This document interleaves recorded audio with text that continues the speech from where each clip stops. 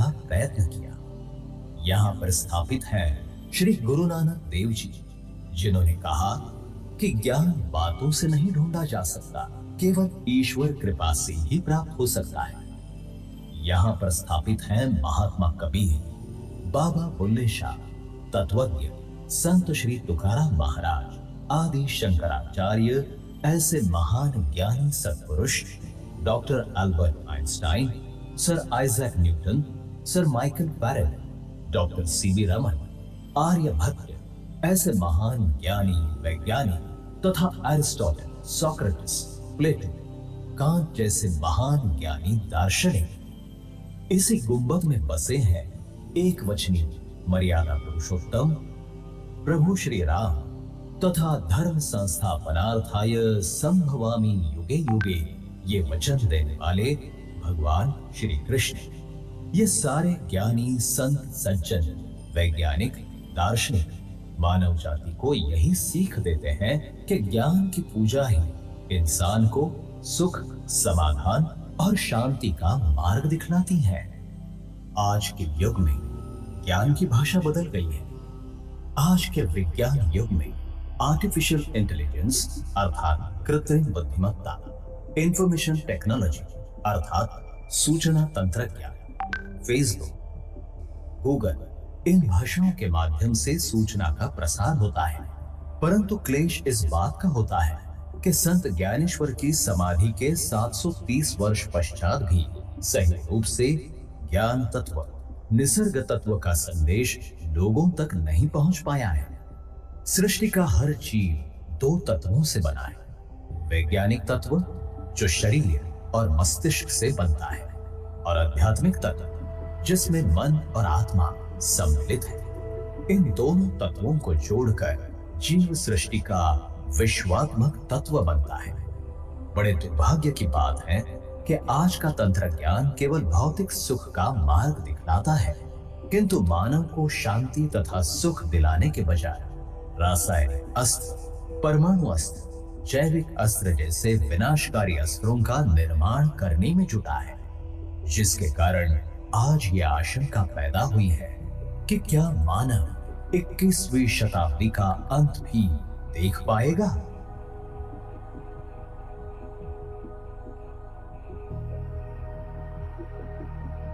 मित्रों, विश्व शांति के लिए बना ये सबसे बड़ा गुंबद विज्ञान, तत्वज्ञान तथा अध्यात्म का समन्वय कराने वाली एक अद्भुत प्रयोगशाला ही है।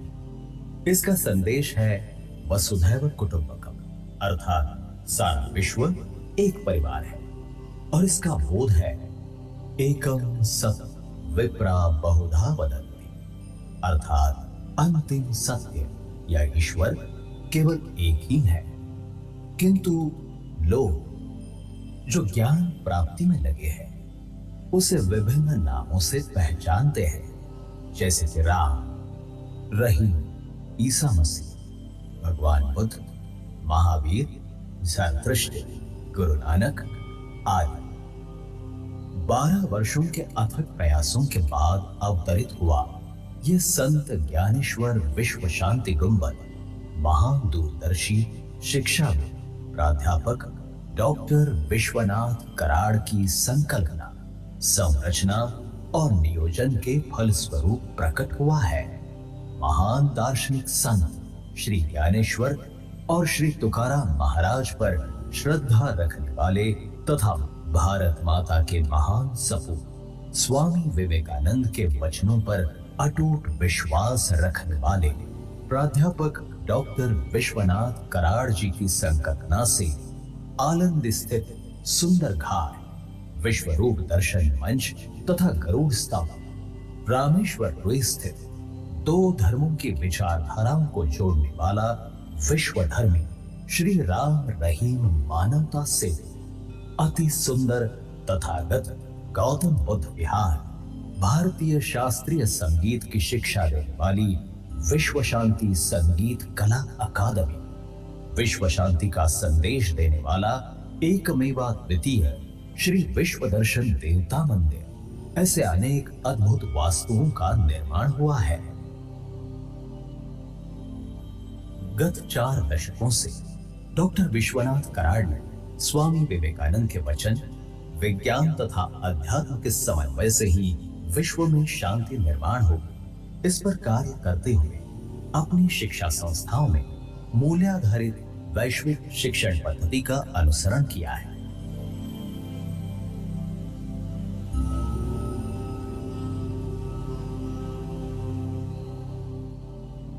विश्व के सबसे बड़े शांति गुंबद को बनाकर उन्होंने संत ज्ञानेश्वर से डॉक्टर अल्बर्ट आइंस्टाइन अर्थात अध्यात्म से विज्ञान की यात्रा को एक नया आयाम दिया है। इस आश्चर्यकारी गुंबद को देखने के बाद देश के कुछ महान हस्तियों ने अपनी भावनाएं कुछ इस तरह से प्रकट की। Look at this magnificent dome. To me, this is not just the biggest dome in the world. To me, this is the biggest idea, the biggest message to the world, which it badly needs today. We have only two options. Either we live together or we perish together. It is in this context, this monument will stand. Remind us that these are the people who build. 54 people, they are representative people. Scientists, religious leaders, social reformers. So we take inspiration from them, and they have carried the world so far. We have a long way to go, and this monument will remind us, inspire us that we have a long way to go for the humanity to bring peace on this beautiful planet that has been given to us. Reinforcing the old idea of Sarve Jana Sukhino Bhavantu, Vasudhaika Kutumbakam, the entire world is one. That is the philosophy behind this dome.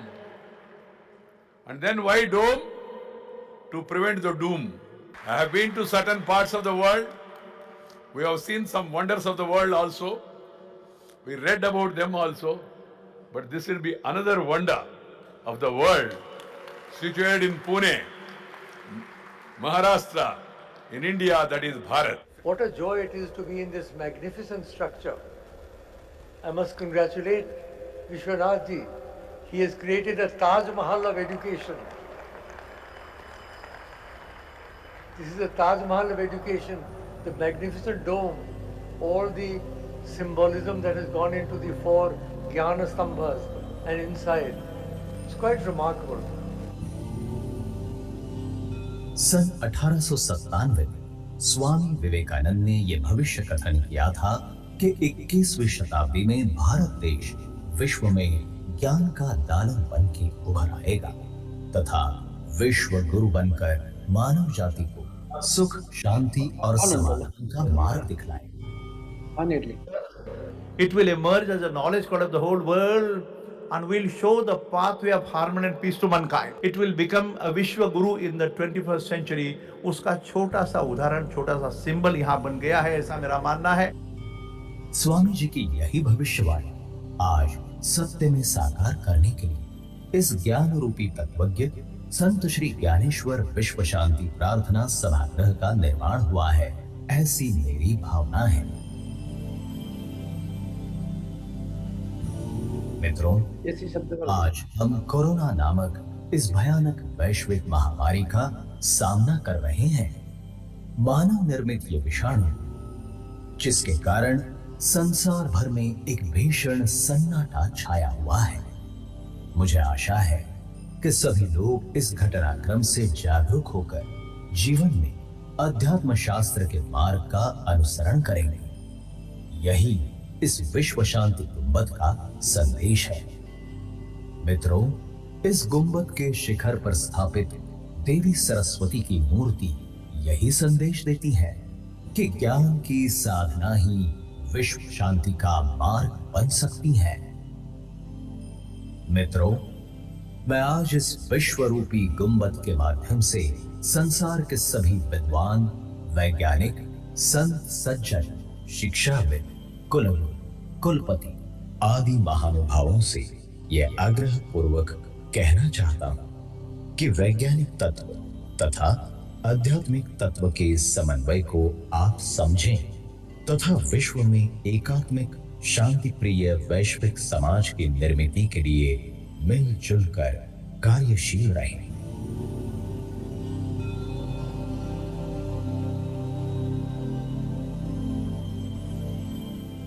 न हि ज्ञानेन सदृश्यम पवित्रम इह विद्यते। श्रीमद् भगवत गीता का ये श्लोक यही कहता है कि मेरा अर्थात ज्ञान तत्व का अनुसरण करने से पवित्र और कुछ भी नहीं है। और इसीलिए ज्ञान की खोज करते रहिए। अंतिम सत्य तुम्हें मिल जाएगा और सत्य ही तुम्हें बंध मुक्त करेगा। मित्रों, आइए इस पवित्र ज्ञान यज्ञ में सम्मिलित होकर विश्व शांति का मार्ग अपनाइए।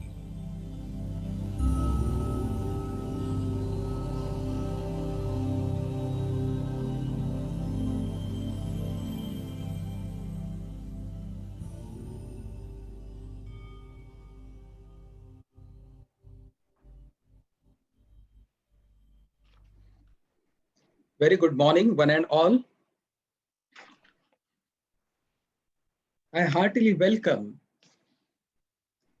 all the guests on day number 3 of this historic 6th World Parliament of Science, Religion and Philosophy.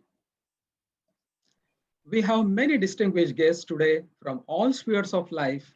For this very important session, India will become a Vishwaguru in 21st century, a roadmap. Friends, before we go ahead, there are monuments of miracles manifested by the divine creative will and superhuman intentions of Vishwadharmi, Professor Dr. Vishwanath D. Karad, sir. Let me mention some of these miraculous creations. Garud Stambh at Alandi, Vishwadharmi Shri Ram Rahim Manavta Setu at Rui Rameshwar, Tathagat Gautam Buddha Vihar, earthquake-proof houses in Nepal, Vishwaraj Bandhara, philosopher Sant Shri Dnaneshwara Sant Tukaram World Peace Dome, the biggest dome in the world, and the list goes on and on. And I'm sure that as we watch this video, we must have experienced the divinity in action. Before we proceed with the session, as per the 4 decades traditions of MITES MIT Pune, let's participate wholeheartedly in the World Peace Prayer. Friends, this prayer doesn't belong to any particular religion, sect, but it belongs to the whole of humanity. For it is addressed to the Vishwa Tattva, Jnana Tattva, universal consciousness. Hence, I request everyone to kindly fold their hands, bring the image of your deity or your parents in your mind, and participate wholeheartedly in World Peace Prayer. May I request technical team to play World Peace Prayer, please?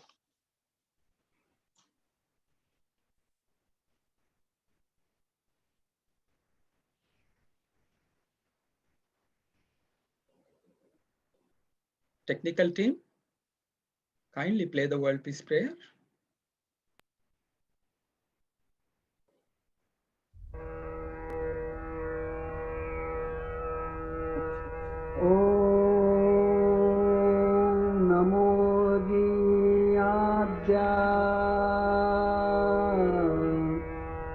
Veda प्रतिपाद्या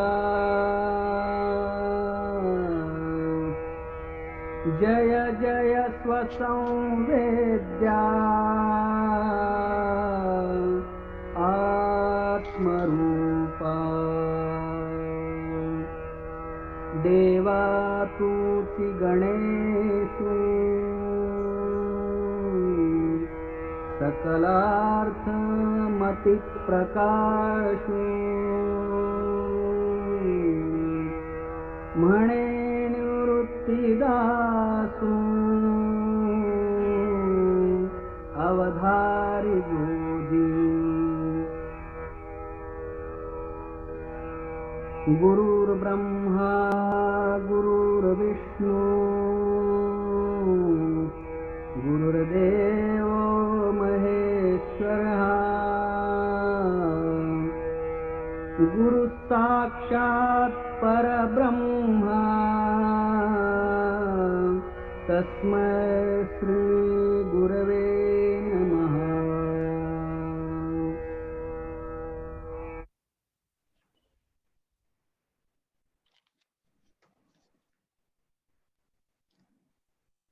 Let me take this opportunity to introduce and welcome our guests for this very, very important session.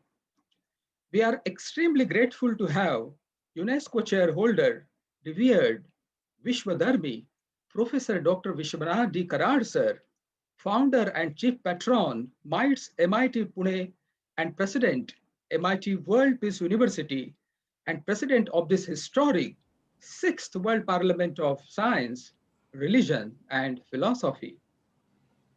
We are honored to have with us Honorable Padma Vibhushan Shri Virendraji Hegde, renowned Indian philanthropist.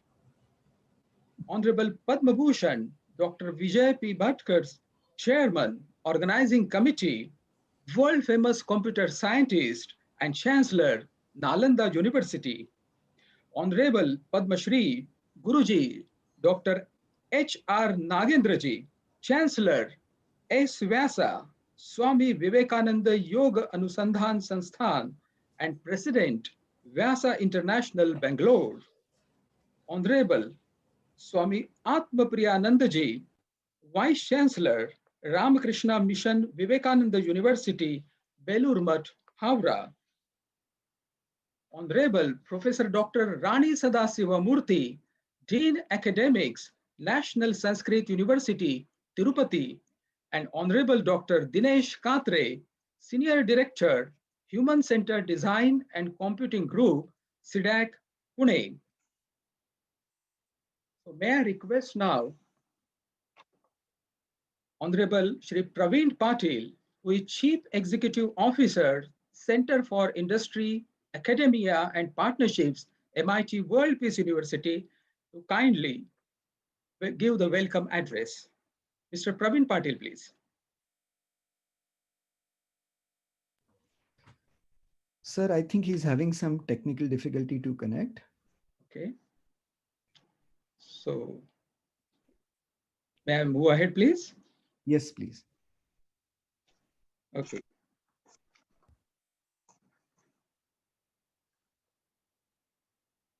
Swami Vivekananda made many prophecies, friends. All of them came true. India's freedom from the British, the rise of the urban middle class, revolutions in Russia and China, rise of science and technology, spirituality in the West, and it was he who thundered that India will become a Vishwa Guru in 21st century.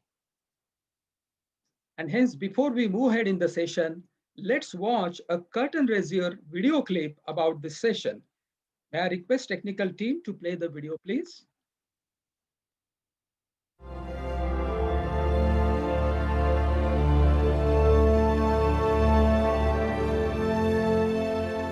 India's great noble son, Swami Vivekananda, had prophesied in the 19th century that India is destined to become the knowledge corridor of the world and lead the way to peace and harmony as a Vishwaguru.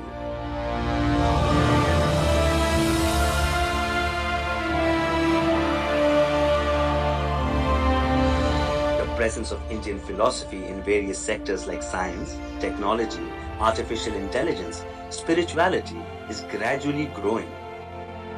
We need to consolidate this position to truly become a Vishwaguru in the 21st century.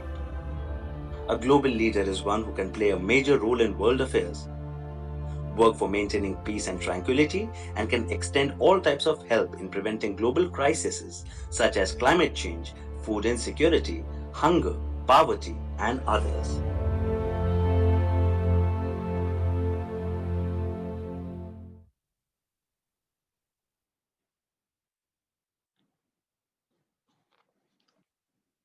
May I now request all the guests, all the panel members to kindly switch on their videos so that we can capture this moment for eternity. So everyone in the panel members, kindly switch on your videos. And kindly put a smile with saying peace. Thank you. Thank you very much. We have a wonderful plethora of guests today. So many guests talking about taking ahead India into 21st centuries and fulfilling the prophecy of Swami Vivekananda. The first amongst them is Padma Bhushan, Honorable Dr. Vijay P. Bhatkar. He is a world famous computer scientist and he is also chairman of the organizing committee of this historic 6th World Parliament. Dr. Vijay Bhatkar is one of the most acclaimed scientists and IT leader of India. He is the architect of India's first supercomputer and the founder executive director of CIDAC, India's national initiative in supercomputing. Dr. Bhatkar has authored and edited 12 books and 80 research and technical papers, including exascale supercomputing, artificial intelligence, brain-mind consciousness, and synthesis of science and spirituality. The friendship of revered Dr. Vishwanath Karar sir and Dr. Bhatkar sir is so auspicious, and this is very rare to find a friendship of this stature in this world today. Dr. Bhatkar sir is presently appointed as the Chancellor of Nalanda University, Chancellor of India International Multiversity. We are really honored to have Dr. Vijay P. Bhatkar sir with us. Dr. Bhatkar sir, please enlighten us with your views on how to take India to 21st century Vishwaguru. Bhatkar sir. Thank you, Pedri. Remarkable introduction, Reji. I'm very, very pleased that now we are beginning this session on, I think most important, I would say, that, as I said yesterday, the very core subject of this World Parliament. Here we are discussing, I think, the three dimensions of knowledge. And three dimensions are science and religion and philosophy. I think nowhere else I have seen that all these subjects are spoken in the same breath. They are considered as, I think, the views which will never converge together. We have seen in the history of both of the world how the whole society has evolved, that these three subjects have been the cause of both enlightenment and also confusion across the world. And this conference, Professor Vishwanath Karad, who has been, I think, came with this idea, and then of course I caught on to that idea, and we have this World Parliament every year, and this is the 6th year in succession. We are discussing. Several people from all over the world have come on this platform, and I'm very happy that it has become now a virtual platform. I think it may be the COVID, may be the reason, but sometimes when crisis comes, some great things happen too. I think we have seen all over the world. I think so. This crisis has brought us together on one screen, and all over the world. And we'll see tomorrow that I think when the video walls are being constructed, people from all over the world will be dialoguing or talking together. This is one such occasion. This conference has shown. This is the, I think, concluding session. Not concluding. This is the day in which we are, the third day in which we are discussing this subject. Now, the very subject, when we are talking about science, we need to define, because we have here, there is the University of Science, and as Professor Vishwanath Karad agreed also that this should also discuss religion. We are talking about the world's largest dome. I think how the religions were created, what form they really came, what different thoughts came, what is the essential core thoughts, that is the philosophy behind both science and religion. We are discussing these three dimensions of knowledge. So I would consider that we are looking at knowledge in a very holistic way. Most of the universities do not discuss science and religion in one breath, science and philosophy in one breath. But unless all these three dimensions are taken into account, we can never have holistic knowledge. And that's why this session is important. When we talk about Vishwaguru, when we were talking about India is a prophecy not made by no less person than Swami Vivekananda. At the end of the 19th century, in 1897, I think we know 1893, World Parliament of Religion, which was discussing the issue of religion of the world. But 1897, Swamiji, somebody asked a question to Swamiji that Swami, you talk about so many aspects.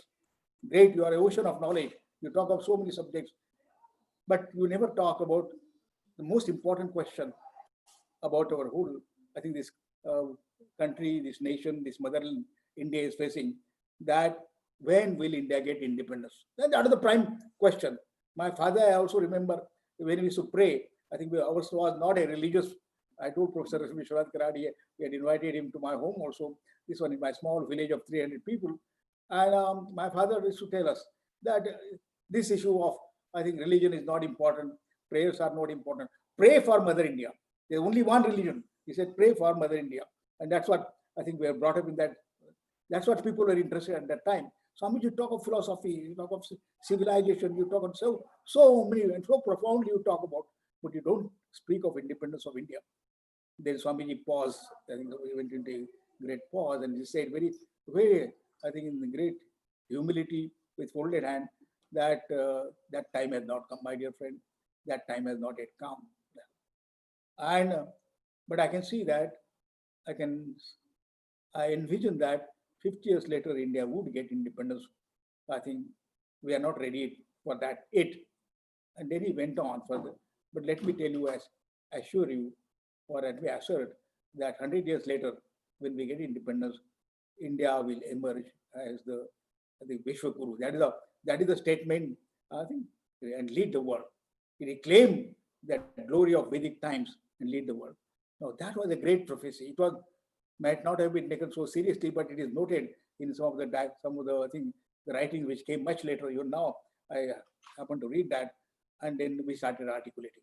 If you come to really this WPU, this thing, Professor Vishwanath Karad will, I think, almost certainly will utter these words during his introduction to this one, because that is the, I think, that is the vision, that is the assertion, and whatever we do in the universities, I think, is towards that goal that will emerge as Vishwa Guru.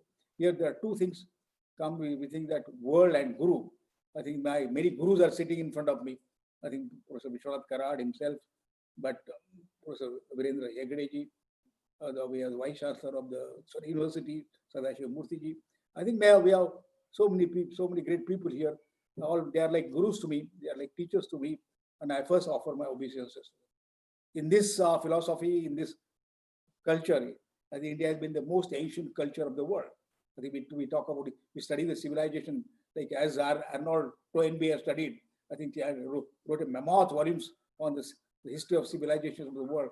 He notes that many civilizations arose in this world from, I think, many civilizations. From 14,000, he studied the history of 14,000 years, as is known to us. Then many of them came, many of them rose, went to the very peak, and ultimately also waned off, and we are not aware of that, those civilizations. We can't even name them. The countries are different, but we can't even name them, those civilizations. I think, and he also notes in the same breath, that it is the Indian civilization, it is that what is called Sanatana Dharma, what is referred to as the eternal civilization of the world, and is named like that, Sanatana. But he also said that Sanatana also means another different dimension, Sadhanudan, ever new. It is a civilization that renews itself. I think today, when we are talking about that, we are trying to give that glimpse that it was the most ancient civilization. Historical dates may be debated, but I have been studying this historical dates, the whole chronology.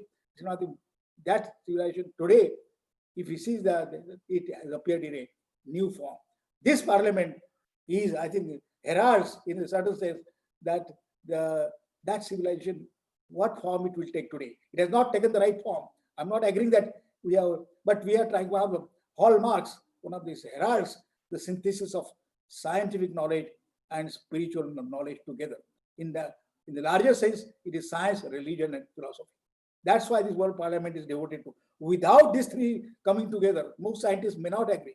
If we discuss religion, and I think you are trying to, it's a blind faith. People have different definitions of religion. People have different definitions of science. People have talk about my religion is science. I say, what is your religion? My religion is science. Somebody says like that. So there are many connotations to this one. But I think this World Parliament has been trying to discuss this issue again and again from different people of the world, from different religions of the world. different scientific views of the world and different philosophical views of the world. This is Sir Professor Vishwanath Karadi is there. So it's a unique conference in that sense, because I think we and I think many of us now attend the conferences, the discussions all over the world. But I have not come across. Of course, these dimensions have taken, people have taken, discussed in many things. We have together also visited, but this dimension has not come together. So today we are discussing this. Now I think we have to quickly move. Since time is very limited, quickly move that that India will emerge as the 21st Vishwa Guru. That's a profound statement, and that is not made by me or anybody. It's nothing. The statement was made by none less than Swami Vivekananda in his deep meditation. That thing it has come to us, and we have to fulfill. If at all, we have to fulfill that prophecy. Now let me say something. My thoughts on will India emerge the 21st Vishwa Guru? Vishwa Guru. We are not talking of superpower. There is another issue of superpower. I think we are talking about the G6 countries, G20 countries, and all the super economies of the world. We are not talking about that. We are talking about Vishwa Guru, which is a very much more profound statement. I think my Guruji is here. I think much more. I'm seeing him, Professor Nagarendra, in front of me, and his university is named none other than his named Swami Vivekananda University of the Yoga University, is the most profound knowledge which has come before us. But what I'm trying to say is that very quickly now, let us look at the whole scenario of the world today, of 200 plus nations put together. Will India will emerge as a superpower? At least in economic terms, will it emerge? On what terms it will emerge? I think let's ask very, very quick questions. I say that India is the world's third largest economy, because that is the language most people understand. What is your GDP? What is the wealth of the nation? We see today from what I have seen, one of the poorest nations of the world when I was born in the year of the independence, to now the third largest economy in terms of purchasing power parity term. Our Prime Minister, sometimes we don't use the PP word, we use nominal GDP, but in purchasing power parity terms, as per the what you call the definitions of the World Economic Forums and the other economic definitions, India is the third largest economy of the world. And the way the growths are, now never mind what is happening during the Corona, I think the crisis which has emerged, the COVID times, but the various predictions. And I went this morning again to recheck on the YouTube, and I saw that these predictions have been made by very noted economists.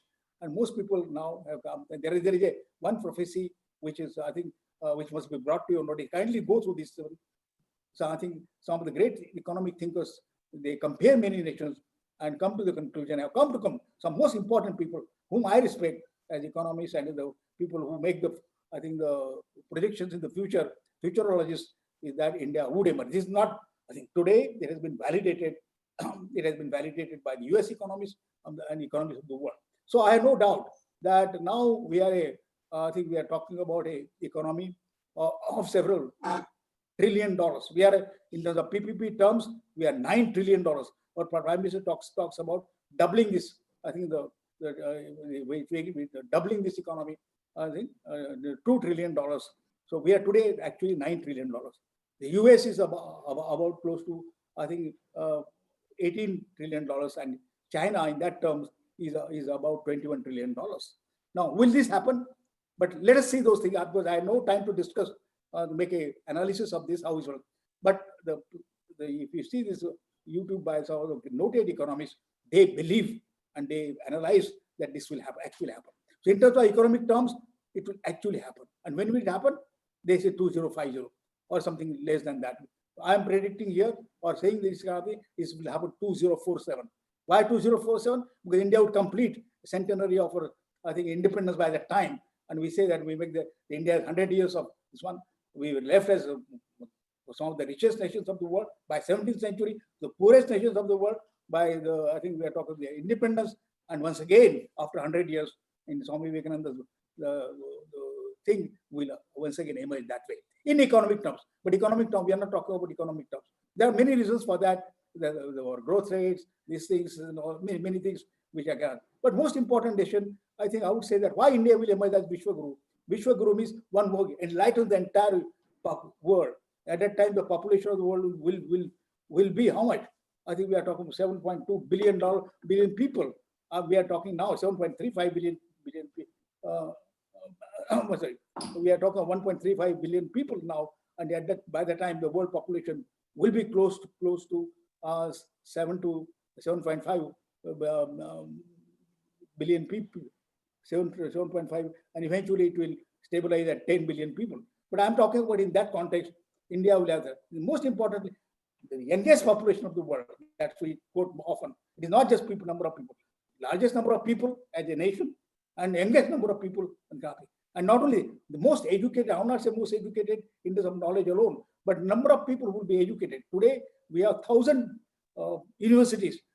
When we started, I think when we began the journey, I saw there were few universities, few colleges. Today, we have 50, 45,000 colleges, so many things like that, so many 16 lakh schools. So it's a, and we are talking of, I think GR as 50%, going from the current rate of 18% to 50% GR. There is a new college education policy talking about that. The most educated, the most young people, most people with aspirations and a positive view. And the most important issue is that he take the holistic view of the knowledge thing like that. That is science, knowledge of science, knowledge of religion. I think the most world has been governed for several centuries together from the, I think when the religion started appearing, starting from the Vedic religion, I already talked about from that to now, I think all the religions which are major religions being 10, which have been displayed here. I think also knowledge of religion and then knowledge of philosophies, where the human thinking will find an expression like this. So with all these things considered together, I have several evidences to put across how India would emerge. Not that they're being proud of that thing, but India would emerge in the rightful place because it has thought, the most profound thoughts on these three issues have been projected before us, and that's why we ought to know what is that, what is the holistic knowledge, what is half knowledge is dangerous. I think that's what I said. So in all universities, we are teaching half knowledge. And if you want to have world peace, of course, not possible unless all three are taught in one breath together, holistically, and we'll attain in peacefully and not by pride, but by really truly understanding whatever I think the great people have come across. And that is the truth of, I think we have said that in Vedic great statements, Mahavakyas, that say that what is who are you? The question has been answered there, that reality is yourself. So that is the convergence. In fact, all these three subjects are bringing that convergence together to give that holistic view. And only when you have a holistic view of the world, you can be called as a guru, I think, truly. Otherwise, you can. So my only statement on this issue is that why Vishwaguru? Because they are one society, one civilization, which has, again, right from beginning till continuing, is thinking about this together for the entire, I think, the peace of the whole humanity. That's why India will, I can give so many statistics, so many presentations on this issue I have with them to show how it will happen. It can be some prophecies, some may not true, because prophecies never come true. But this was Swami Vivekananda's prophecy. This will come true. And this is what, not that I'm just articulating it, we have to make it happen. And Professor Vishwanath Karat's thoughts and Professor Nagendraji's thoughts and many of the distinguished people here, Hegdeji's thoughts, actually practicing what we want to bring up these here, they are practicing to make that happen. And we have to tell our students, not by just empty words, but make this happen. What role I can play? And that's what we are discussing in conference. Sorry for taking a little more time, but this is what I strongly feel this is going to happen. And we must believe. And quantum mechanics tells that if you believe this, I think I am the part of this whole drama. And if you will, whole world will converge to make it happen. So that's the quantum mechanics truth, which I'm narrating before you. If you believe, this will happen. That's what Swami Vivekananda believed. Thank you very much for giving me this little more time, and wonderful thing to see all of you for me, my gurus. Thank you. Thank you. Thank you. Thank you. Thank you very much, Honorable Dr. Vijay P. Bhatkar, sir. Thank you very much. Swami Vivekananda not only emphasized on the union of science and spirituality, but he also emphasized on the confluence of Islamic body and Vedantic brain. So that was also a tremendous union of both streams mentioned by Swami Vivekananda. I would just like to make a request to the honorable distinguished guest that kindly put your remarks in 10 to 12 minutes so that we can have some time at the end for question and answer sessions, and that will allow us to take many questions. Going further, we have a tremendous guest today, the person who is the Chancellor of Swami Vivekananda Yoga Anusandhan Sansthan, S. Vyasa, a person who is president of Vyasa International Bangalore, he is none other than Guruji, Dr. H.R. Nagendra. He has been the guiding force behind the Vyasa movement, and after receiving his doctorate in 1968, he served as faculty of Indian Institute of Sciences in Department of Mechanical Engineering. Dr. Nagendra Guruji has published 30 research papers in engineering and more than 60 papers on yoga, and he has authored and co-authored 35 books on yoga. So may I request Honorable Nagendra ji to kindly enlighten us on this webinar. Thank you. Over to you, sir.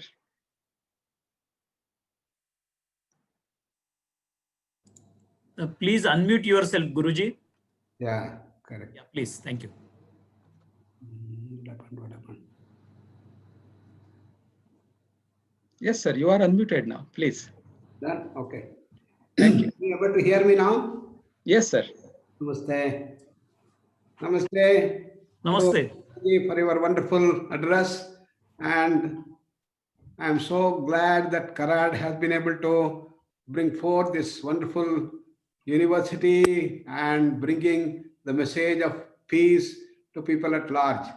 I am so delighted to see all our great masters in this wonderful webinar which we are doing today online.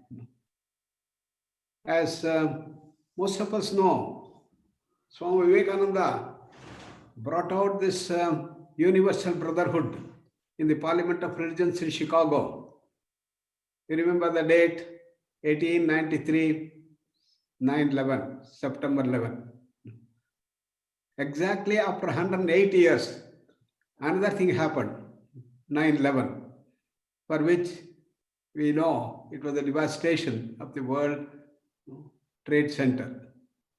Is there a relation of 180 years for this thing to happen?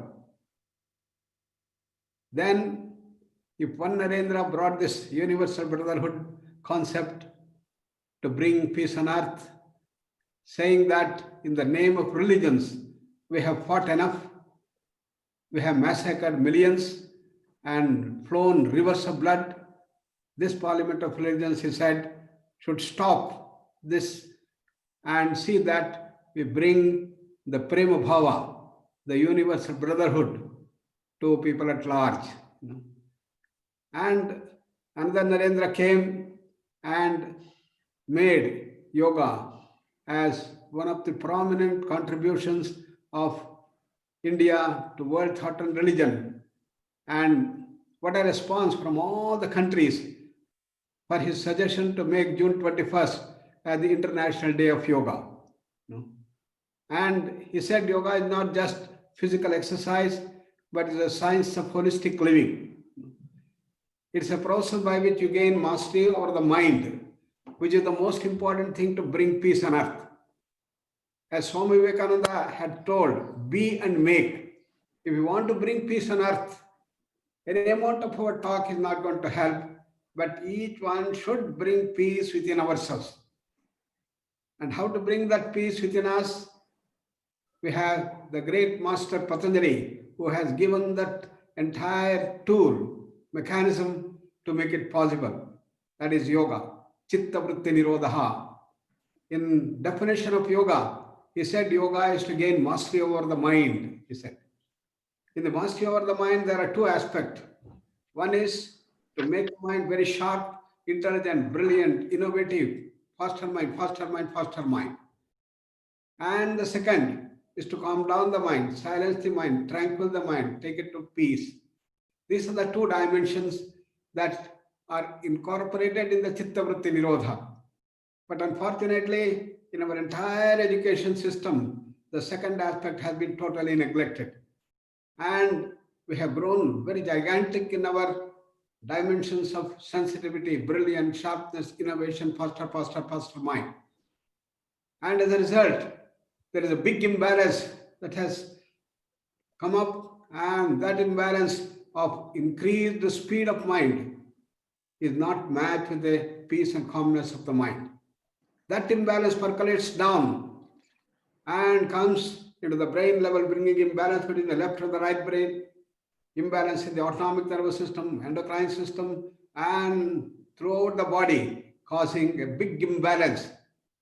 And that is the reason for all the challenges that we are facing, and not to promote peace on earth. So to bring peace on earth, we have to bring the balance.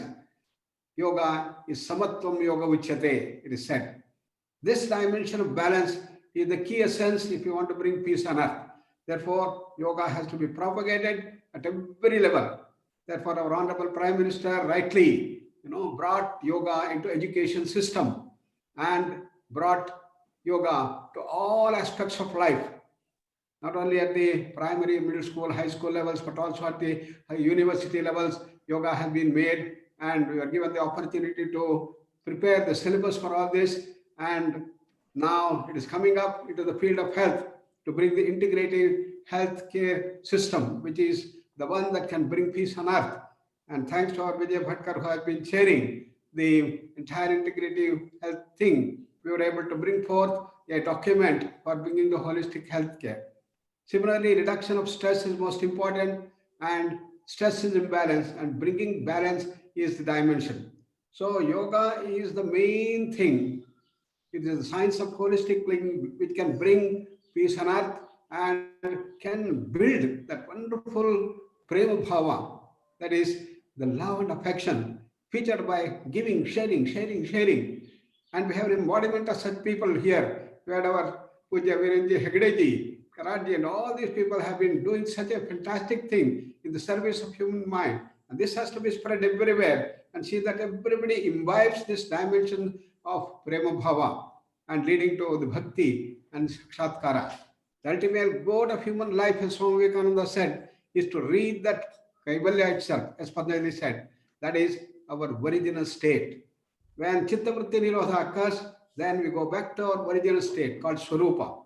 Tada drashtuhu swarupe avasthanam, as is said. And our original state is that moksha sthiti or kaivalya or nirvana, different words are that is pure consciousness, from where the whole universe has come, whole creation has been made.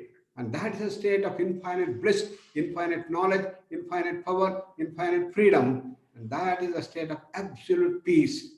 And that is the one that we have to fathom. And the goal of life is to bring that divinity to a life, as Swami Vivekananda said.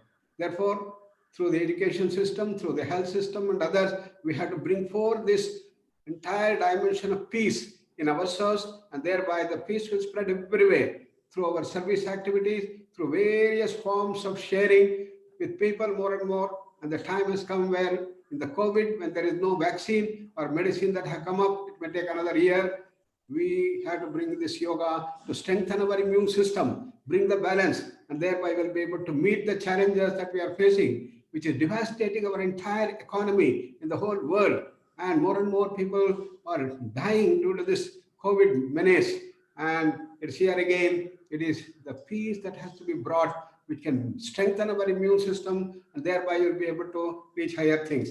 In the present context, therefore, rightly this World Peace thing have been organized, and this aspect of philosophy, which forms the core essence of the entire Upanishad, containing the 5 layers of our existence, Annamaya Kosha, Pranamaya, Manomaya, Vijnana, Anandamaya Koshas, and these have to be brought forth to the fore to see that we all grow in this encounter to raise ourselves from our normal to become great, super divine human beings and bring this wonderful universal brotherhood every day and to everybody in the whole world.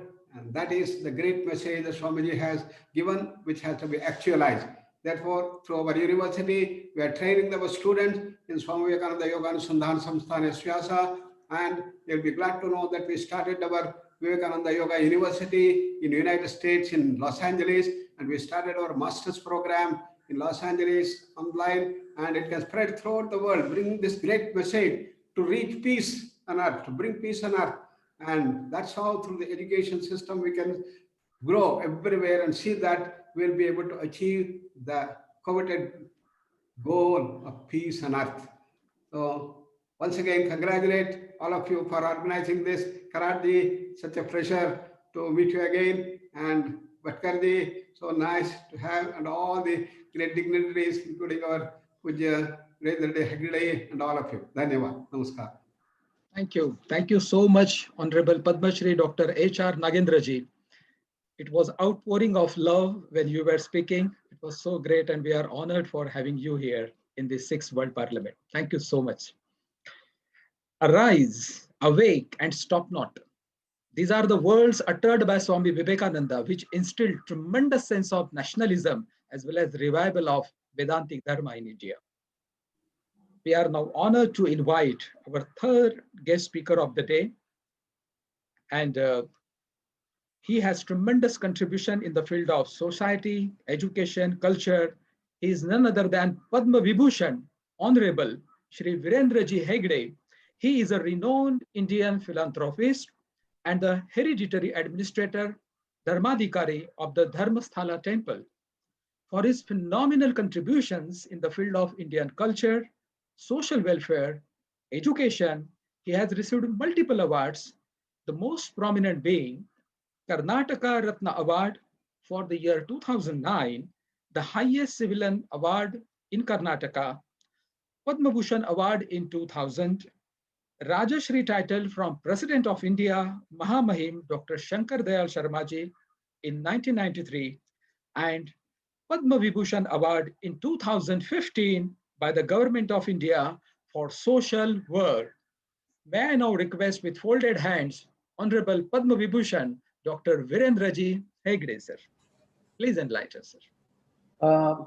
My prayers to Lord Manjunath Swami to bless Honorable Professor Dr. Vishwanath Kararji and all the dignitaries who are participating in the webinar meeting.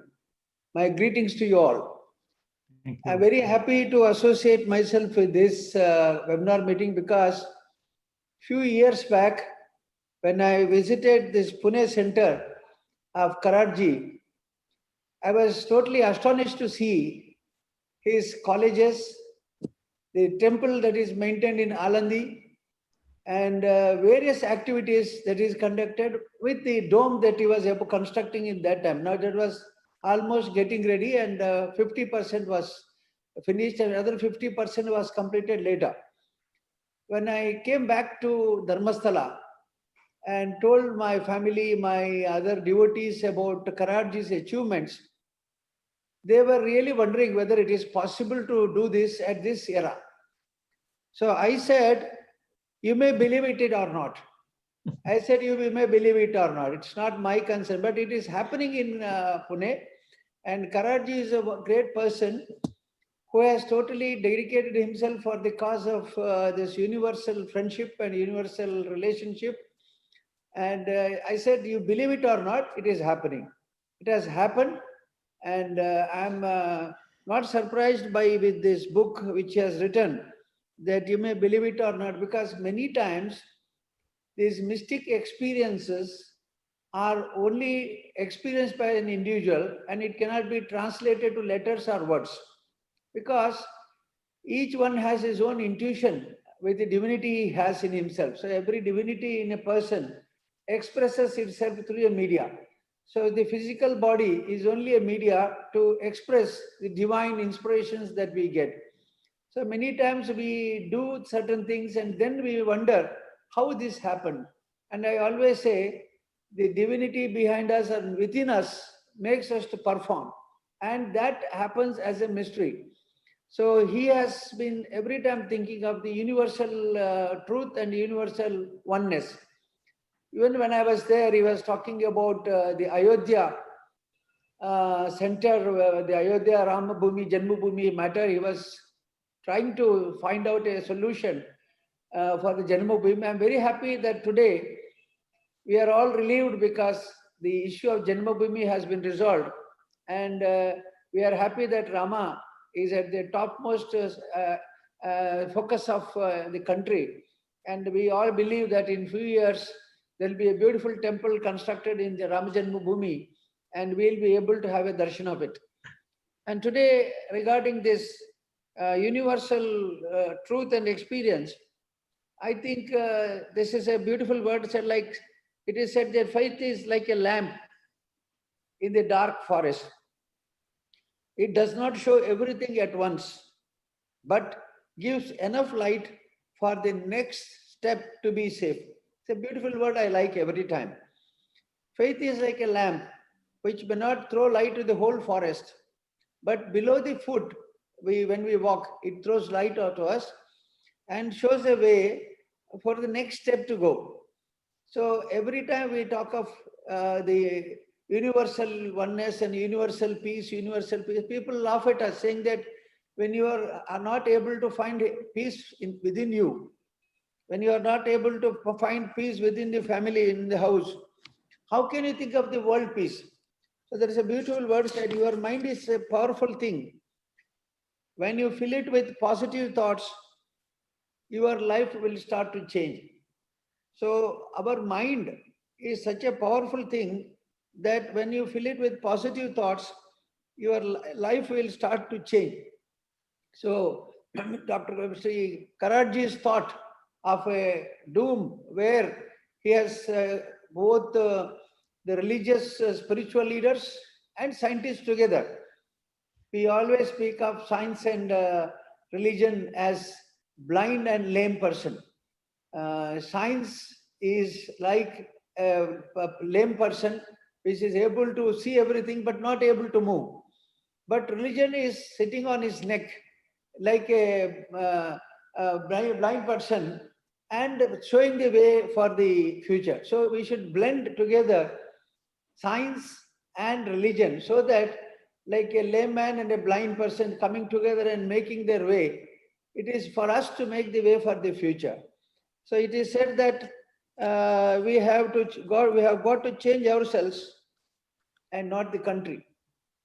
Once we change ourselves, the country will automatically change. This is the philosophy you must accept. We may always try to blame others, blame countries who are not friendly with each other.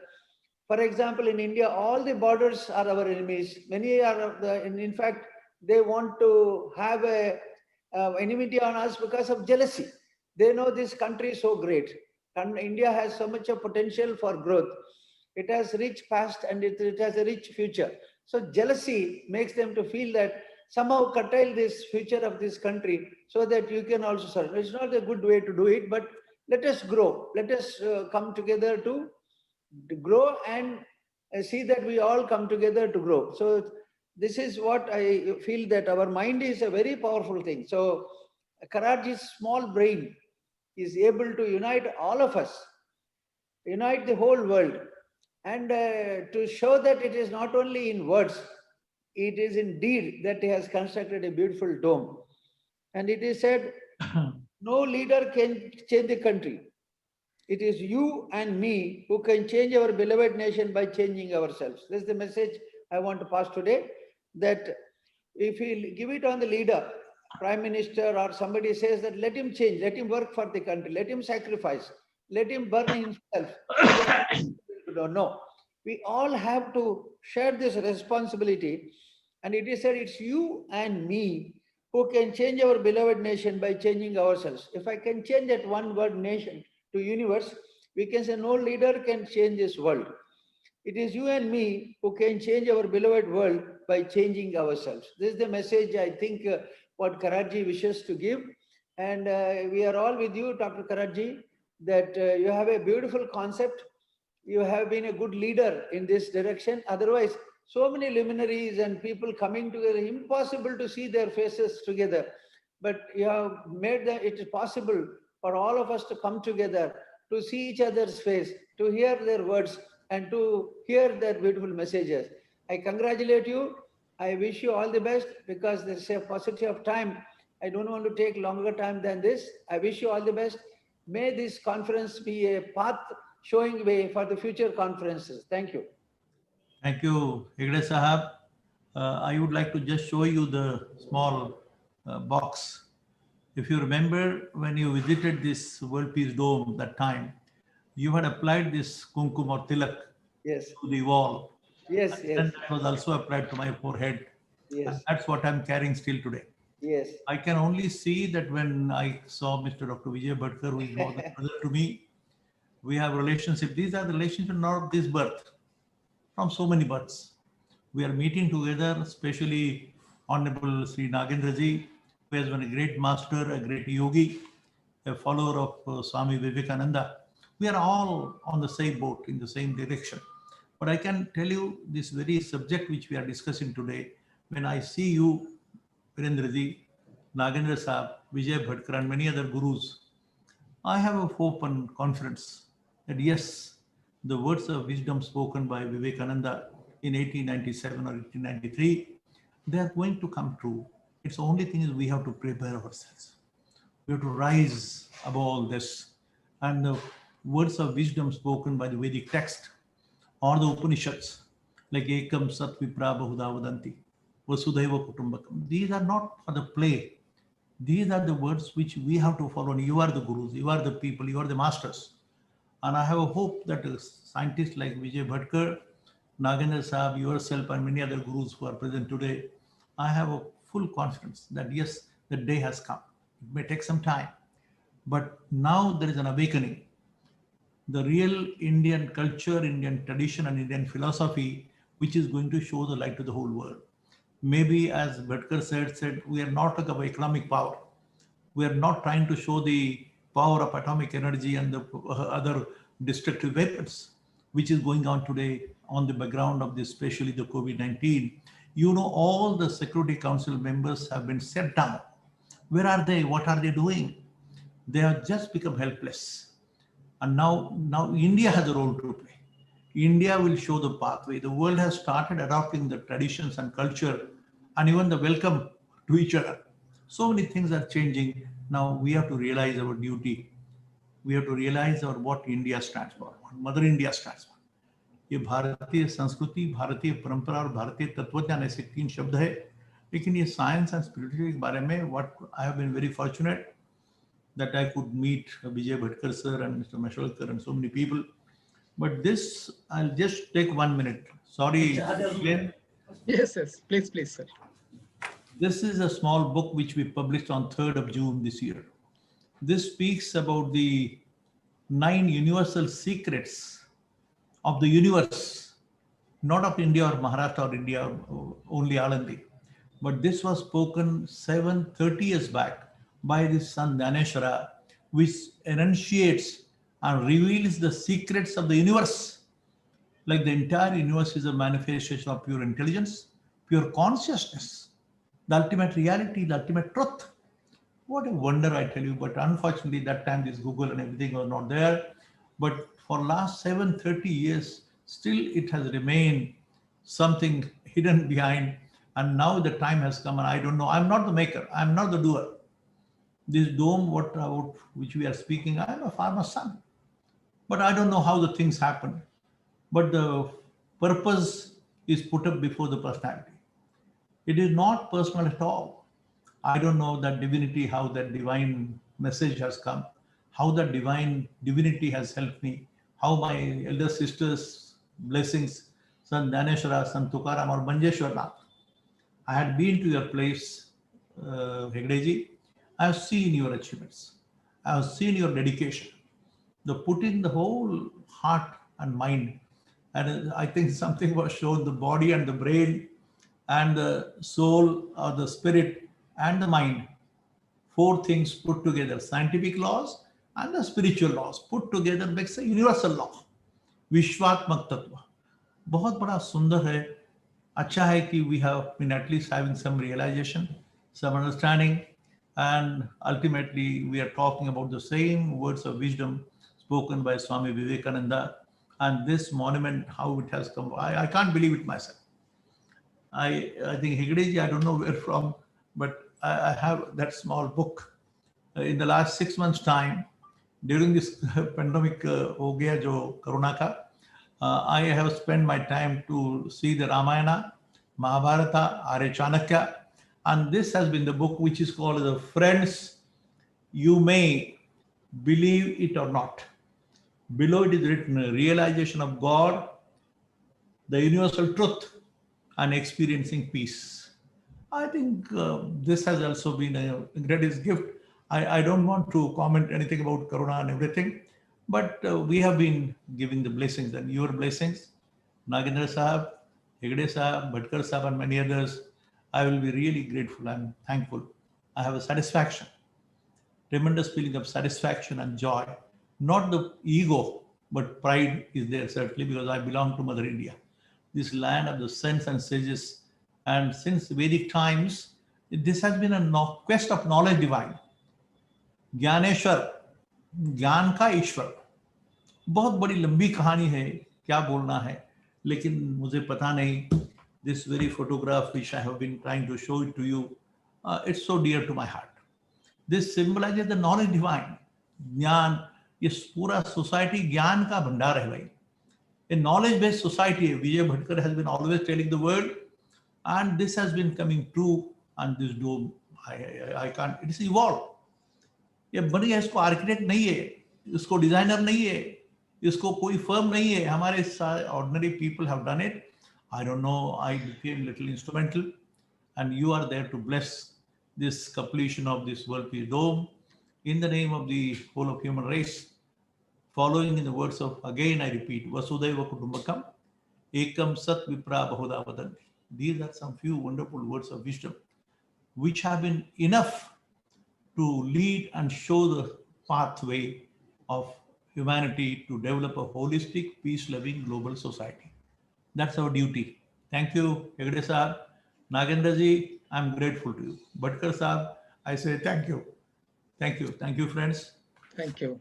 Thank you. Especially Thank you. Hegde Sahab, for you, this, my Chandu reminded me yesterday that when Hegde Sahab applied that kumkum or tilak in the name of Manjeshwar Nath, and thereafter he handed over a little bit of it, which I have preserved still. Thank you so much. Thank you. Thank you. Thank you so much. When revered Professor Dr. Vishwanath Karad sir speaks, it is not physicality in action, it is divinity in action. We can so intuitively feel it. And if all the other prophecies of Swami Vivekananda has come true, then absolutely there is no doubt that even this prophecy that India will emerge as Vishwaguru in 21st century, there is no doubt that it is going to be true, especially when people like Dr. Karad sir and all the distinguished guests are there. Thank you so much, Karad sir. And now we have a very, tremendous guest speaker today in our line. He is Professor Dr. Rani Sadasiva Murthy. He is Dean Academics, National Sanskrit University, erstwhile it was Rashtriya Sanskrit Vidyapita, Tirupati. He is Professor of Sahitya and in charge of Master's course in Ancient Indian Management Techniques.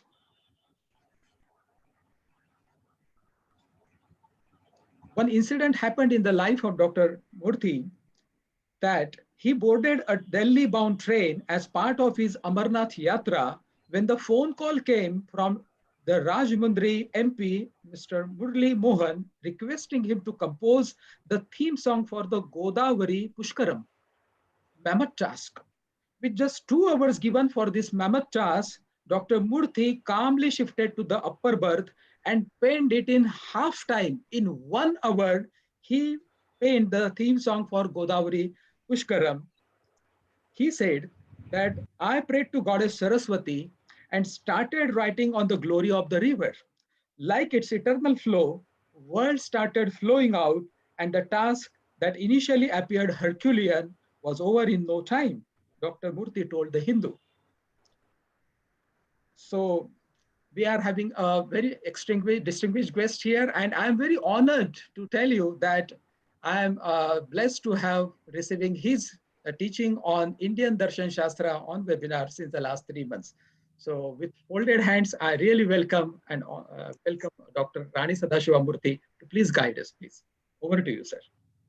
Om Namo Brahmadibhyo Brahma Vidya Sampradaya Kartribhyo Vamsarishibhyo Mahadbhyo Namo Gurubhyaha.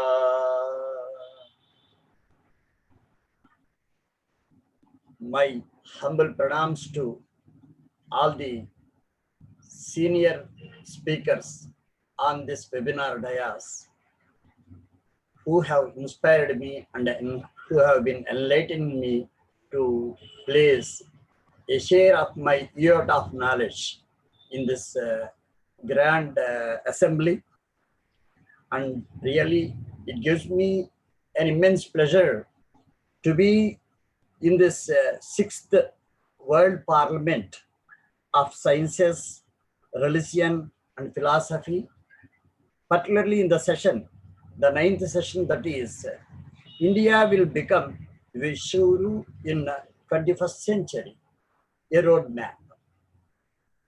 So, at the outset, I express my thanks to Dr. Vishwanath Karadji.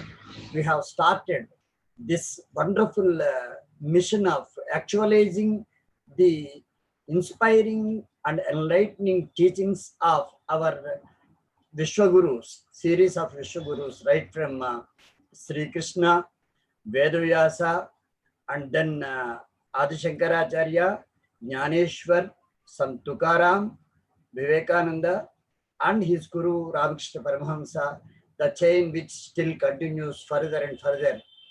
And here, in our journey, we are from Narendra to Narendra. This is the dreamline and inspiring word of Vivekananda that India will emerge as Vishwaguru in the 21st century. Yes, our Narendra ji, the present Prime Minister of our India, he is not merely Prime Minister. He is the prime cause who is actualizing the inspiring instruction of Swami Vivekananda ji. As my senior speakers have been emphasizing, and here we are gathered together to think of the roadmap, to form the roadmap of our making our Bharat the Vishwaguru. In my view, Bharat has been the Vishwaguru not in the present century, not in the present millennia of years, not in mere present epoch or Kali Yuga, through several yugas, Krita, Treta, Dwapara, and Kali Yuga, in all the 4 yugas and in the cycles of such Mahayugas, in great Mahayugas, our Bharat has been Vishwaguru. It has been Vishwaguru ever since the dawn of human civilization. So when we see and when we say like this, let us contemplate upon the word Bharat. Bha is Prakasha, representation of knowledge. Rata is which is interested. This land of Bharat is land of knowledge. That's why it is peninsular of letters, according to my view. So this Bharat, now in preparing roadmap, I would like to suggest only 3 points. One is about Guru. The second one is about university, how a university should be, and about the curriculum in the university according to our ancient Indian knowledge systems.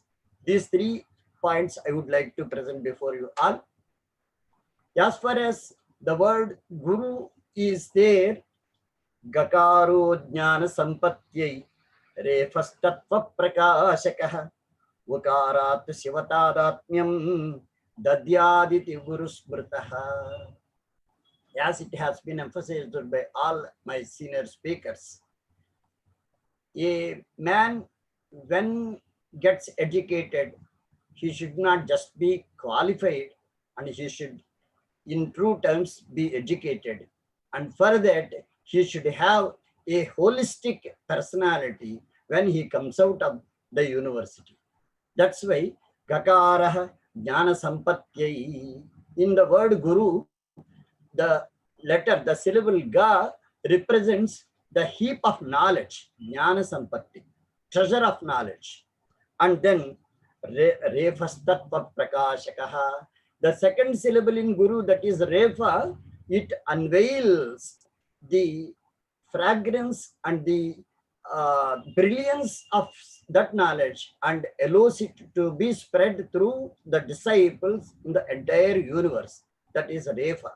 And Vukarat Sivatadhatmyam. So far, we are individuals only. When we are knowledge, we can identify ourselves into Sivatattva, that is Brahma Tattva, through which we can find the same soul in all the beings of the world. We have to reach that level. That's why Vukarat Sivatadhatmyam Dadyaditi Guru Smrutaha, hence that is Guru. So such a gurus we need. We have such gurus with us. Only thing is, a disciple has to go in search of such gurus, and gurus do not come in search of such disciples. That's why there is a need, every need for going in search of gurus who can unveil these knowledge treasures. One thing. The second one is ashram. As far as the concept of ashram is there in our ancient texts, it was mentioned that Muninam dasa sahasram yaha annapanadi poshanat adhyapayati viprarshihi asau kulapati smrutaha. This is the definition for kulapati in the modern times, whom we call a vice chancellor. In ancient times, ashram has a kulapati.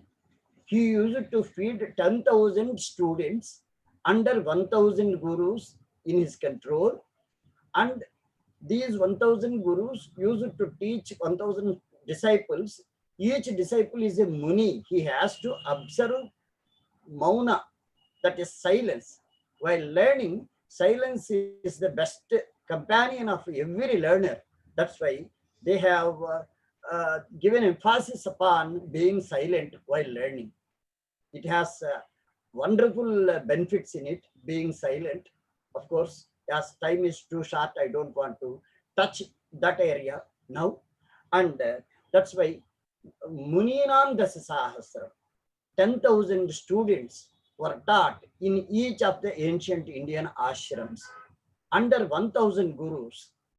And after that, 1:10 ratio, that is. After that, 10,000 gurus under the control of Kulapati. He has to take care of offering food and shelter of all these 10,000 disciples. All the universities or all the ashrams were situated only in the forests. That's why forests also were well protected in our ancient Indian system. This can be understood by us. A university should be like this. And after that, as far as the curriculum is concerned, Angani Vedas Chatvaro Mimamsa Nyaya Vistaraha Puranam Dharma Shastrancha Vidyahyata Chaturdasha. Like this, these were all enlisted. And let us try to have an analysis of this. Vedas, the earliest human literary monuments these are.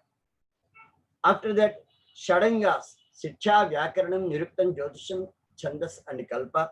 These are 6 ancillary disciplines of knowledge. And these are the ancillaries of the Vedas. And then Upavedas, Ayurveda, Dhanurveda, Gandharva Veda, and Artha Veda. These are the 4 skills for human perfection and to meet the human objectives also, Dharma, Artha, Kama, and Moksha. And after this, we have Dharma Shastras. 500 Smritis were there, written by Manu, Yajnavalkya, and others. These Smritis were canons of human behavior. We have to learn all these things to be called human beings. After this, Shastras. Shastra, here, while explaining Shastra, I would like to take a couple of minutes. Shastra and science are synonymous according to my observation. And science has 3 requirements. One is observation, experimentation, and principalization through deduction or induction of logic. These are the 3 essentials. Now, when we see Shastra, Shastra has 3 pramanas. One is Pratyaksha pramana, the second one is Anumana pramana, and the third one is Shabda pramana. When we come to Pratyaksha pramana, it is equal to observation in the science. And when Anumana Pramana is to be taken place, that Anumana Pramana is the means of knowledge through inference, where we can have hypothesis as in science. And Shabda Pramana is standardization or drawing principles from our experience, verbal testimony. So science and Shastra are synonymous.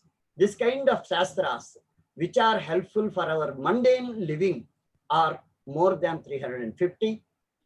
After the Shastras, we have Puranas. All these 18 Puranas are encyclopedias of human knowledge through several yugas, not through ages, not through epics, not through eras. So after that, Itihasas, these are chronicles of ancient Indian history. We can prove that there is a link between Dwapara Yuga and Kali Yuga. There are many evidences. We can take time sometime later. And then Darshanas, systems of Indian philosophy, both Astika and Nastika. Nastika are not inferior, and Astika have their own virtues. All this to be accepted. And then 64 Kalas. These 64 Kalas, fine arts, are also help in achieving the world peace. And finally, 700 Panchali Kalas. 700 Panchali Kalas are living crafts. These are also very essential. All these are available in our ancient Indian systems. Only thing is, we need an eye with awareness. When we can search for all these things, yes, we can get. And finally, I would like to conclude with the universal aspiration of our sayers: Sarve bhavantu sukhinah, sarve santu niramayah, sarve bhadrani pashyantu, ma kaschid dukkha bhag bhavet. They never mentioned that only Bharatiyas should be sukhinas. And they never aspired that only Bharatiyas should be happy. But sarve santu, sarve bhavantu sukhinah. All the beings under the roof of the sky, on the planet of humans, everyone should be sukhi. And sarve santu, sarve bhavantu sukhinah, sarve santu niramayah. All should be free from diseases. That is through Ayurveda. So all these were the aspirations of our ancient Indian seers. So I thank for giving me this wonderful opportunity to speak on this excellent platform, where I could meet great masters in their respective fields, and they are the pride of our nation. And I thank Milind Patrezi, and also I thank the Vice Chancellor of the university, and I thank Sri Vishwanath Karatji, and I thank one and all, and I offer my pranams to everyone, and thank you. Namaskar. Thank you. Thank you. Thank you so much, Professor Dr. Rani Sadashiv Murthy. Thank you so much. I just wanted to tell that Professor Rani Sadashiv Murthy has written 25 classical dance ballet in Telugu, 5 in Sanskrit, and 1 in English. And all his works are devotional, patriotic, philosophical, and morally instructive. So thank you so much, Professor Ji, and we will definitely would like to have more and more of you in the coming future. Thank you so much. Now, next in the line is Honorable, the next guest speaker of the day is Honorable Dr. Dinesh Katre. He is Senior Director, Human Centered Design and Computing Group at SRIDAC, Pune. He has built a strong team of 60 engineers and designers, which focuses on developing technology solutions for digital preservation, information and records management, and cultural heritage domains. Presently, he is heading the ICT Solutions for India's Northeast Heritage project and the R&D Mission Mode project, Trustworthy Digital Repository-Based Data Drive Knowledge Services. He is the winner of National Digital Stewardship Alliance, NDSA, Individual Innovation Award 2019, which was conferred to him during DLF Forum DigiPress conference at Tampa, Florida, USA. He is presently a member of National Expert Committee of UNESCO Memory of the World. So Please welcome Honorable Dr. Dinesh Katre sir. I request Dr. Katre sir, to have you here on the stage. Thank you. Thank you, Dr. Pitre. A very good morning to all of you. I was really excited and also frightened to really speak on a topic like this, how India will emerge a Vishwaguru in the 21st century. But then I realized that even as a citizen on the street, I have the right to dream how India will really emerge as a Vishwaguru, as a power, as an influential force in the world. So before I begin my brief musing about this topic, I wish to pay my respects to all the gurus, all the respectful dignitaries who have spoken already, Dr. Bhatkarji, Professor Karad, Dr. Narendra, Dr. Murthy, and everyone. So before we really deliberate on the science, philosophy, and religion and the confluence of it, I feel that we should understand what these three concepts mean in terms of the Indian philosophy. Jnana means Atma Jnana, which is the knowledge of the self, or we call it as pure consciousness. And India has Adhyatma Shastra, wherein this knowledge has been completely defined, and there are many gurus who have championed it. My father, who is a spiritual student himself, he has always told me the difference between Jnana and Vijnana is that the Adhyatma Shastra or Jnana is complete. There is no version 1.1, version 2.0 and 3.0 and so on. Jnana, the system of Adhyatma Shastra, is complete because it is it encompasses everything. So whereas the Vijnana is constantly evolving, we are always investigating, and there are new versions, and there is new understanding of the material world. So Vijnana, according to Indian philosophy, or as Saint Jnaneshwar has very aptly put it, he says that Yera Prapanchute Vijnana, which means the everything that is part of the five elements, Prithvi, Apa, Teja, Vayu, and Akash, everything that is made up of these five elements is part of Vijnana. So all the knowledge, the material knowledge that we have, the knowledge of survival that we have, is part of Vijnana, according to Indian philosophy. And the third important concept is Dharma. So according to Bhagavad Gita or Jnaneshwari, Dharma is a concept which appears again and again, but it conveys the sense of duty. Even in Bhagavad Gita, the opening statement, Dharma Kshetre Kurukshetre Samaveta Yuyutsavaha, wherein Dharma Kshetra is basically people with conflicting sense of duties. For example, Dronacharya, who was the guru of Pandavas, but he was the servant of the Kaurav empire. So he had to fight against them because that is what the call for his duty was. So the sense of duty, the nature or the aptitude, that is basically the concept of Dharma. So in fact, in English, there is no equivalent word which can capture the sense of Dharma. So we loosely call it as religion. So whenever we say Dharma in Indian context, it actually means this concept. So interestingly, I recall my encounter with a foreigner in one conference in Italy, when he asked me about the Hindu religion. He said, what is the difference between Hindu religion and the other religions?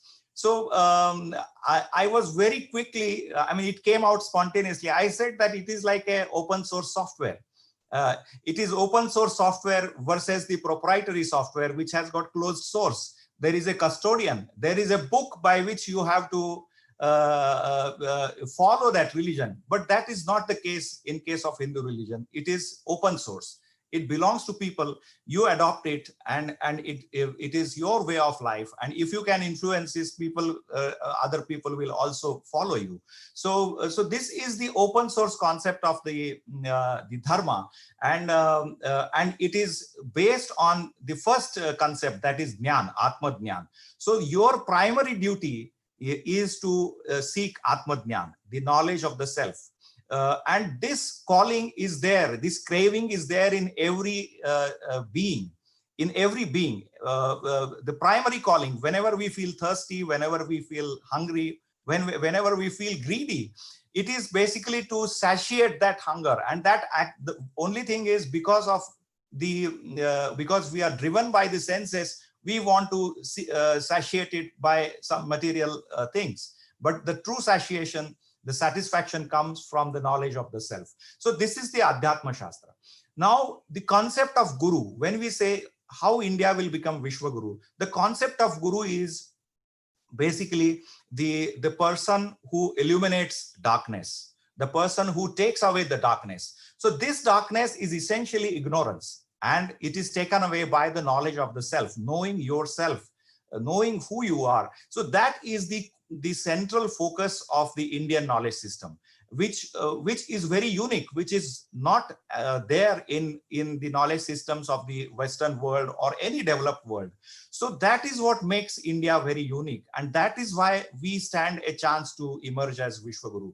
And we need to demonstrate how Jnana, Vijnana and Dharma could be put together, the confluence of it, or the synthesis of these three concepts. And we need to set up a university which can really demonstrate these three concepts together, the confluence of them.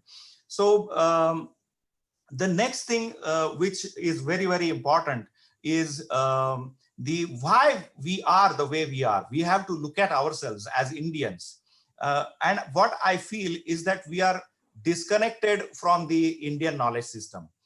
Our umbilical cord with the original Indian knowledge system has been chopped off, and it has been chopped off by the 200 years of British rule. The most important thing that happened is basically in 1835, the English Education Act was introduced in all the countries where, especially in India, by the Britishers. The Sanskrit books, the Persian books were banned from printing. So all the knowledge that was getting encoded, scripted in Sanskrit manuscripts was stopped. And we were introduced with the Western knowledge. You know, the education system was changed into a Western knowledge system.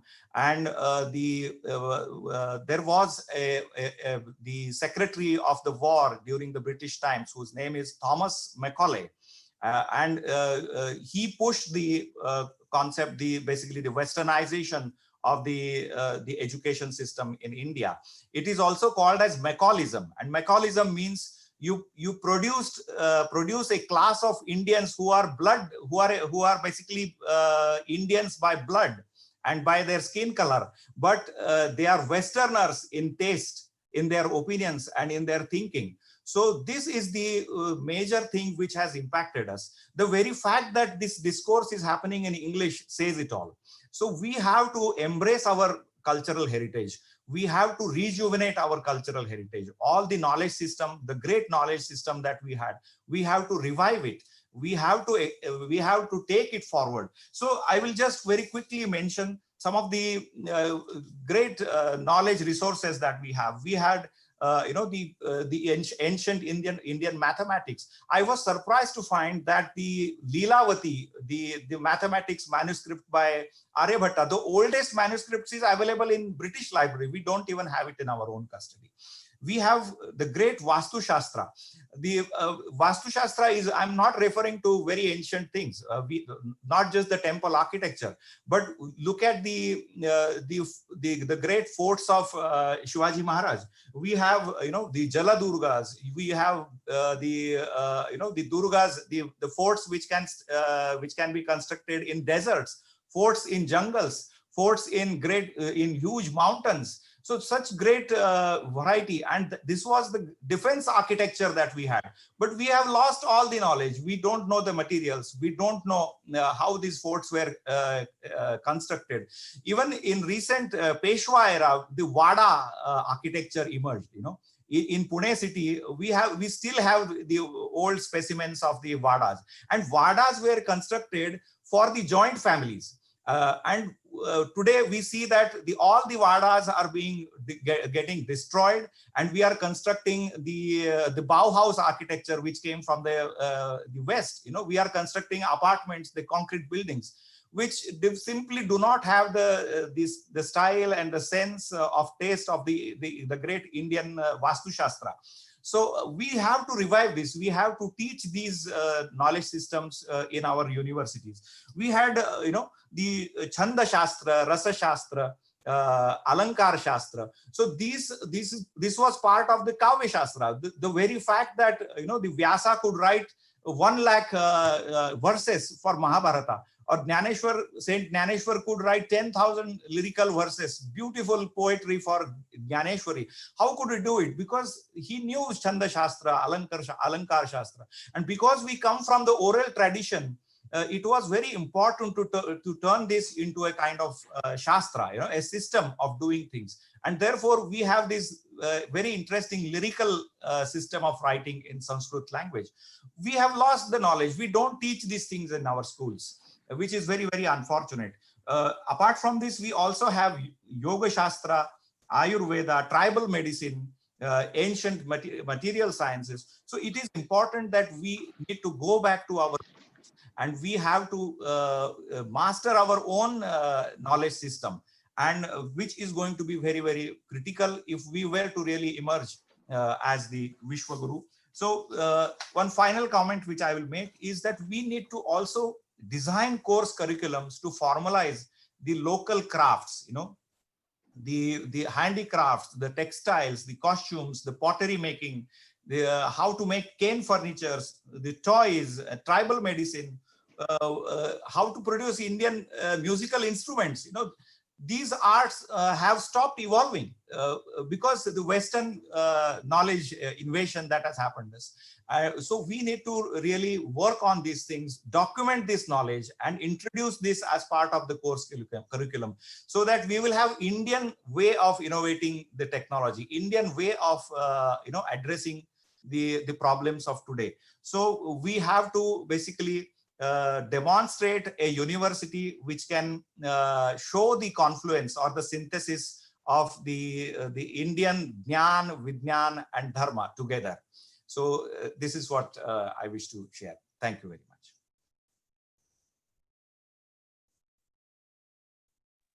Thank you. Thank you so much, sir. Thank you so much for your very important contribution in making India Vishwaguru in 21st century. There is a request to all the attendees that we have got a galaxy of very illuminated people here on the stage, and maybe the webinar stage. And so if you have any questions, and if you want the answers from the Adhikari Purusha, then kindly mention your questions in the question and answer box so that they can be answered from the very learned men here. The next in the line is a very distinguished honorable guest here. We have Honorable Swami Atma Priyananda Ji. Swamiji is Vice Chancellor, Executive Head of Ramakrishna Mission, Vivekananda University, a multi-campus university trying to actualize Swami Vivekananda's educational vision. Inspired by the Ramakrishna Vivekananda's ideology, Swamiji joined the Ramakrishna Order of Monks in 1978. As a monk and an educationist, his present interests are Swami Vivekananda's educational vision, education for character building in the youth, Yoga Vedanta vis-a-vis modern science, Ramakrishna Vivekananda thought in the context of present-day challenges, consciousness studies as taught in the Upanishads, synthesis of the 4 yogas as taught by Swami Vivekananda and Bhagavad Gita, and lastly, harmony of religions as lived and taught by Sri Ramakrishna. Swamiji has traveled widely and has gone to almost all parts of the globe. I mean, no country and no continent is left behind to participate as a resource person on invitation in various seminars, colloquia, symposia, conferences. So we are very honored to have Swami Atma Priyanandaji with us. So over to you, Swami Atma Priyanandaji. Thank you so much. Swamiji, kindly unmute yourself, please.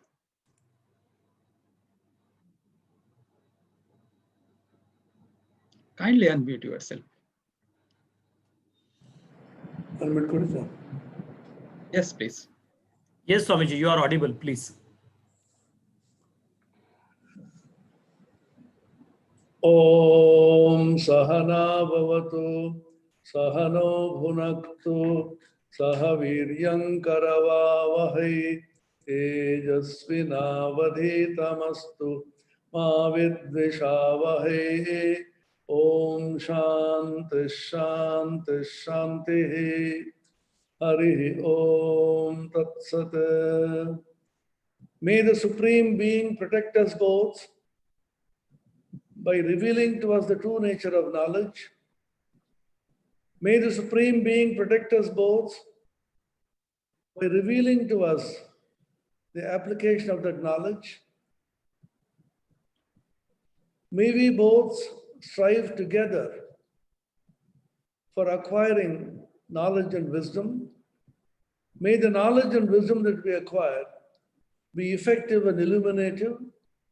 May there be no dissension and disharmony between us. Om, peace, peace, peace. This is a well-known, famous prayer which is chanted at the beginning of any educational enterprise by the Guru and the Sishya.